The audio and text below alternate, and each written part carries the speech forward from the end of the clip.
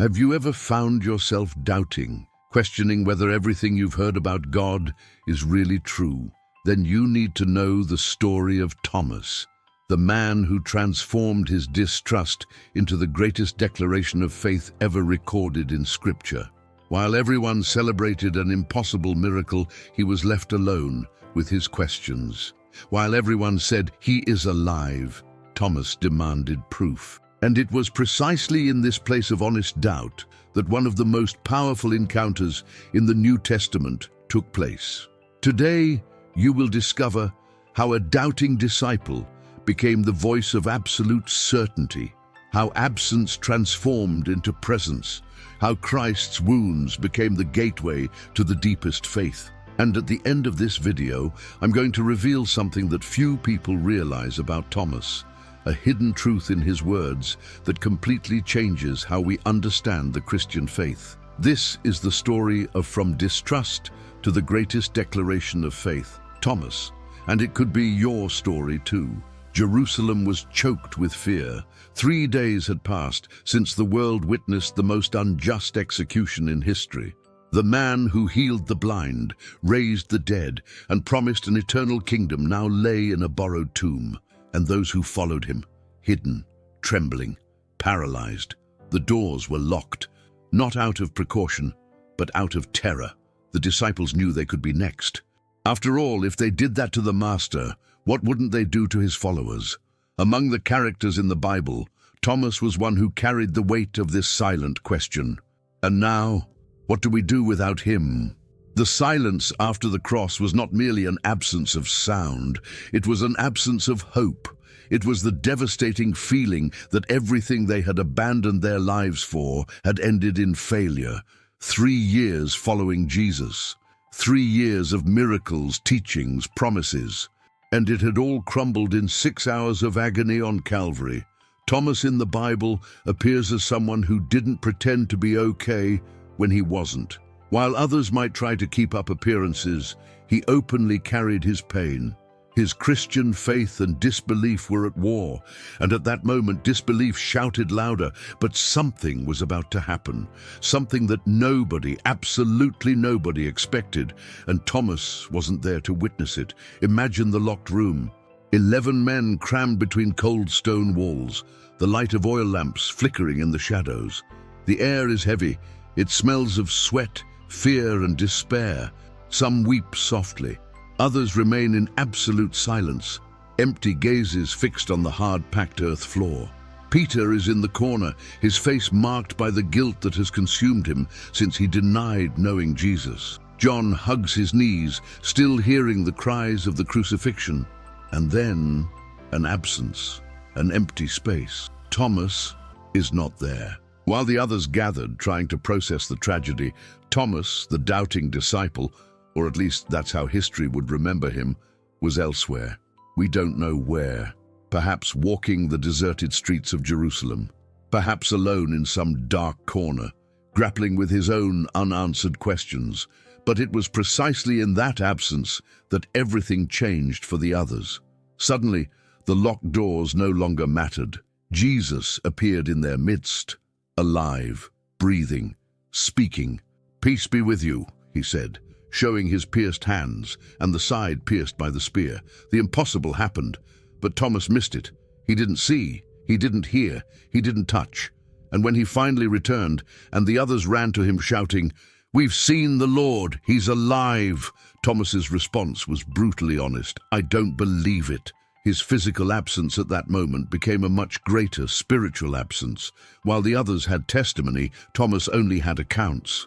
And accounts were not enough for a man who had just seen his hope crucified.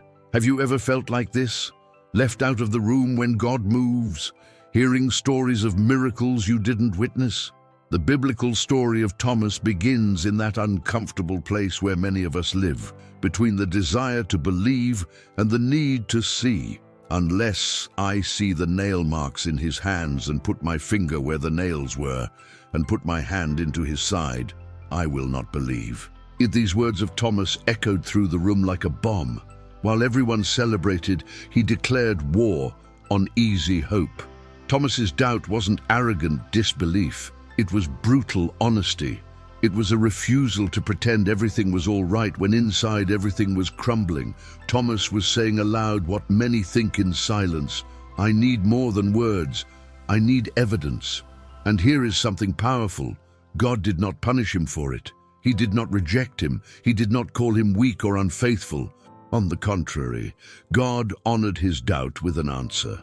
Because Thomas's doubt was not cynical, it was desperate. He wanted to believe, but his heart had already been broken too much to accept cheap hope. When doubt meets true faith, something extraordinary happens. It is not faith that crushes doubt with religious arrogance. It is truth that embraces doubt with compassion and then transforms it with real presence. Thomas didn't need a sermon, he needed an encounter. The spiritual lessons of doubt are profound. God is not afraid of your questions. He is not intimidated by your sincerity. He doesn't demand that you pretend to be right when you are broken. But he also doesn't leave you standing there forever.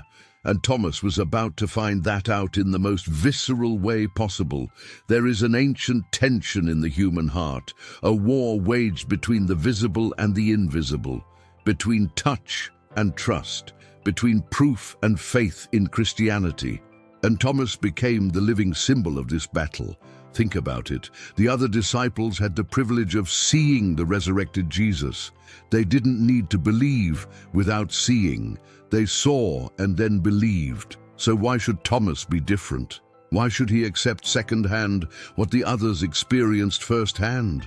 Thomas's conflict is our conflict. He represents all who struggle to believe in a God they cannot touch. He mirrors the Christian faith and disbelief that coexist within us. I believe, we say one moment. But what if it's not true? We whisper the next. But here's the twist. God doesn't reject this struggle. He doesn't demand blind faith as if it were an irrational leap in the dark. He offers evidence.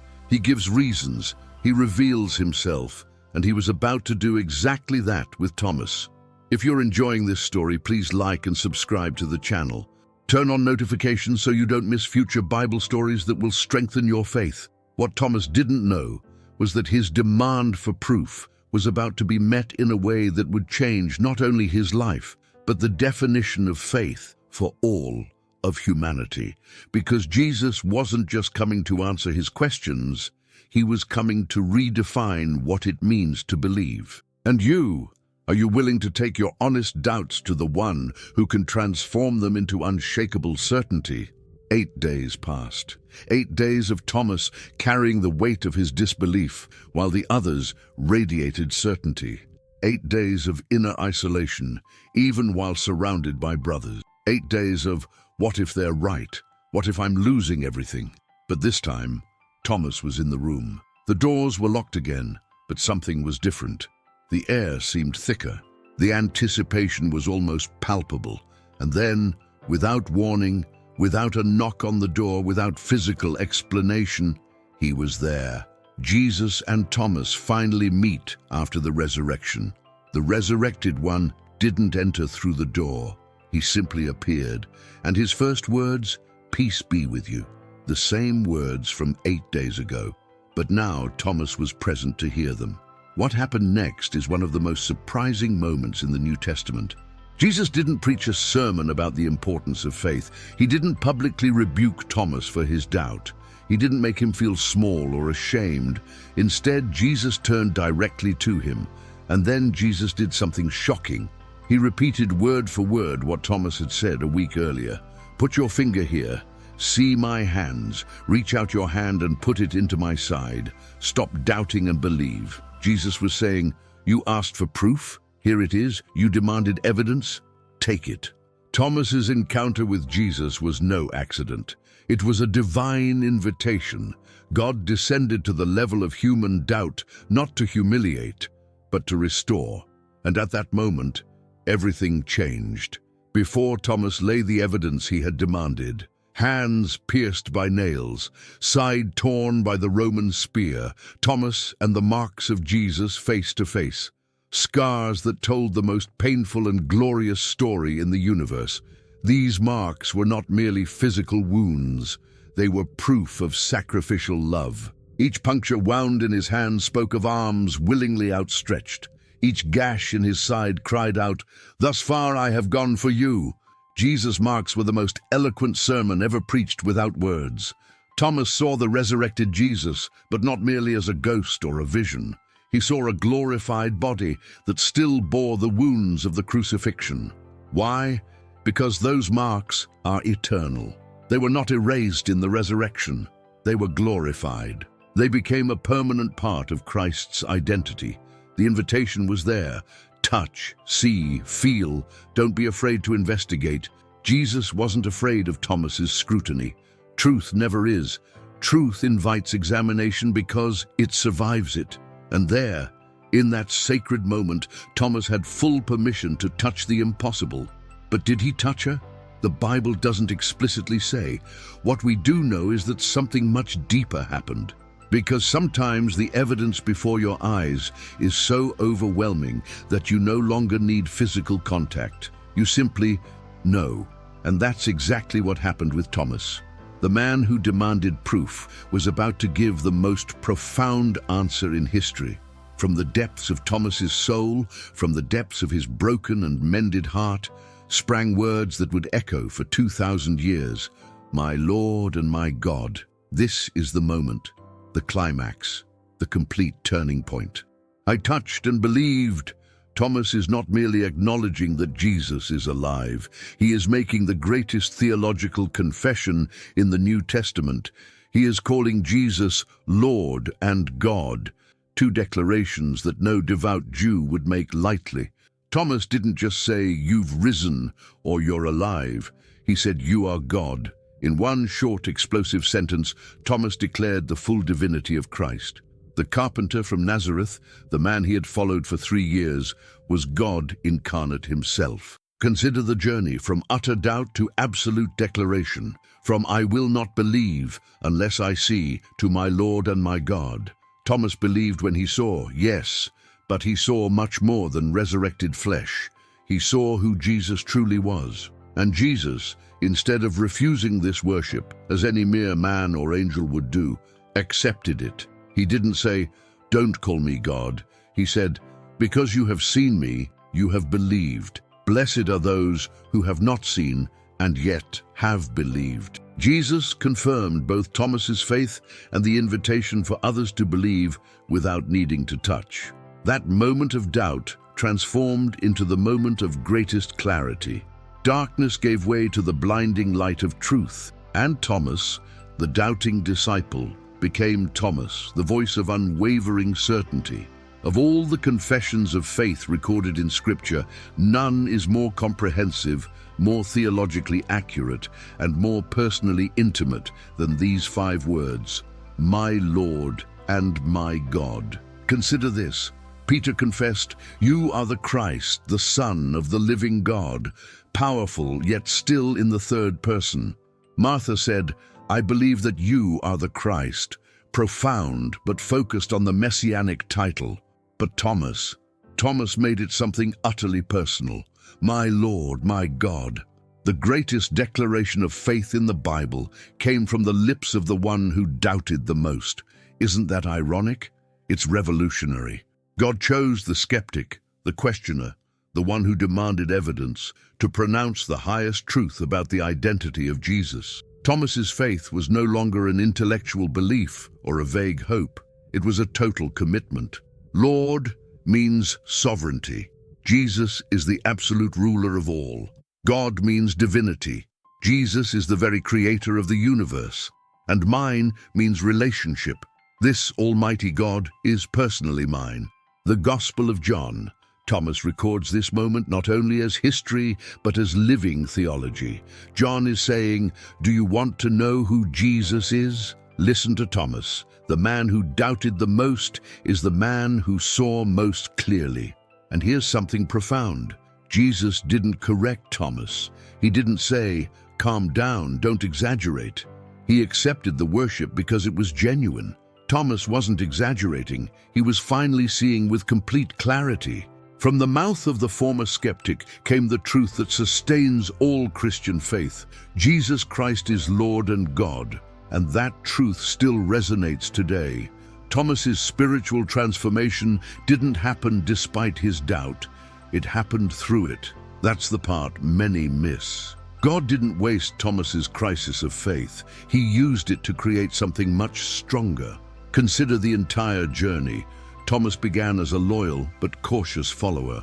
When Jesus was crucified, his faith crumbled because it was built on human expectations. He expected a political kingdom, a conquering Messiah. The cross shattered those illusions, but then came the doubt. And doubt, when honest, is the fire that burns away what is false and purifies what is true. Thomas wasn't rejecting Jesus, he was rejecting a superficial faith. He wanted real certainty or nothing, and God gave him exactly that. Jesus appeared not to shame Thomas, but to rebuild his faith on an unshakable foundation, a personal encounter with the living Christ. From doubt to faith, this is the path many of us need to travel. The biblical story of Thomas overcoming his doubt teaches us something vital. Questioning is not a sin. Pretending that everything is all right when it isn't is far more dangerous. God prefers honest doubt to false certainty, because only honest doubt can be transformed into genuine faith. Thomas left that encounter not only believing, but burning with conviction. Christian tradition tells us that he took the gospel to India, dying a martyr for proclaiming exactly what he confessed that day. Jesus is Lord and God. His doubt did not disqualify him. It prepared him for a faith that not even death could shake. Why does the story of Thomas resonate so deeply through the centuries? Because the Apostle Thomas, as explained, is a mirror in which we see our own struggles. How many of us have never prayed, God, if you are real, show yourself? How many have never demanded signs, proof, evidence before surrendering our hearts completely? How many have never felt like the only one in the room who can't simply believe and that's it? Thomas is the biblical character of identification. He wasn't super spiritual. He didn't pretend to have all the answers. He didn't smile and wave when inside he was falling apart. He was human, brutally, gloriously human. And that's precisely why his story is one of the most powerful and inspiring biblical stories we have.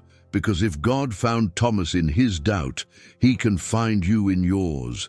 If Jesus extended his pierced hands to a demanding skeptic, he will extend them to you as well. The characters in the Bible, Thomas among them, were not spiritual superheroes.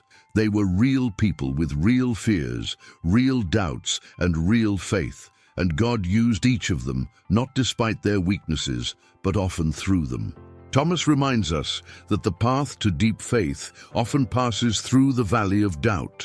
That authenticity with God is more valuable than the appearance of perfection. That Jesus does not reject those who question. He invites them to draw even closer. You don't need to have all the answers. You don't need to feign certainty when you're confused. You just need what Thomas had: the honesty to bring your doubts to Jesus and the courage to let him answer. 2,000 years later, the spiritual lessons of Thomas's doubt continue to teach us profound truths about God, about faith, and about ourselves. First lesson: God is not afraid of your questions. Human religion often tries to silence questioning, label doubt as weakness, and force people to feign certainty. But Jesus, he entered the room where doubt was and confronted it with compassion. When doubt meets true faith, doubt is not crushed, it is transformed. Second lesson: authentic faith is built on encounter, not on information. Thomas was not convinced by theological arguments or eloquent sermons. He was transformed by presence. Jesus did not send a letter explaining the resurrection. He appeared, and even today, lasting faith is faith born from a personal encounter with the living Christ. Third lesson: Jesus' wounds are the heart of the gospel. Thomas and Jesus' marks remind us that our salvation cost blood. Those permanent scars on Christ's hands and side are the price he paid to bring us back to God. They are the physical proof of the most radical love in history. Fourth lesson: from distrust can spring the deepest faith. Thomas's journey from total doubt to the greatest declaration of faith, shows us that God does not waste any phase of our walk. Even the darkest moments of questioning can be transformed into powerful testimonies. The Gospel of John concludes the account of Thomas with these words of Jesus: "Blessed are those who have not seen and yet have believed." He was looking beyond Thomas, beyond that room, to you and me.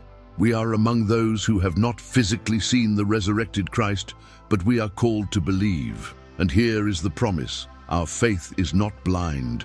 It is based on the reliable testimony of those who have seen, touched, and had their lives transformed. It is based on the Spirit of God, who still testifies today. It is based on an empty tomb that no enemy of the gospel has ever been able to explain. So here we are, at the end of Thomas's journey, but perhaps it's only the beginning of yours.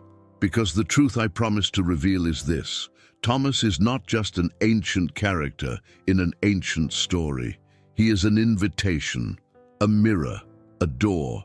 His words, "My Lord and my God," were not merely a confession, they were a surrender. It wasn't just intellectual acknowledgement, it was a total surrender of the heart, and that same surrender is available to you today. It doesn't matter how long you've been doubting, it doesn't matter how many unanswered questions you carry, it doesn't matter how many times you felt out of the room while others seem to experience God. Jesus is still saying, "Come and see, reach out your hand, stop doubting and believe." Think about it: if Thomas, who demanded to touch the wounds, could become the voice of absolute faith, what can God do with you? If trials and faith in Christianity can coexist, if honest doubts can lead to deep convictions, then there is no reason for you to give up seeking. Now I want to know from you, which part of Thomas's story touched your heart the most? Have you ever felt like him, wanting to believe but needing more? Let us know in the comments. Let's build a community together where honest doubts are welcome and true faith is cultivated. If this video strengthened your faith or answered questions you had, share it with someone who needs to hear this. Subscribe to the channel and turn on notifications so you don't miss the next inspiring Bible stories that will continue to build up your walk with God. And remember Jesus' final words to Thomas, which are now for you: your faith doesn't need to be perfect. It only needs to be directed to the right person. Jesus Christ, Lord and God, is alive. He has risen, and He is waiting for your own personal encounter with Him. From doubt to faith, from darkness to light, from fear to certainty. This was Thomas's journey, and it can be yours too. May God bless you mightily. Just believe.